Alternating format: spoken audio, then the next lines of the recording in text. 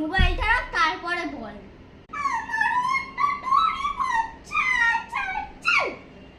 আচ্ছা এই ব্যাপার, দাঁড়া 10 মিনিট, আমি এক্ষুনি যাব আর এক্ষুনি আসবো।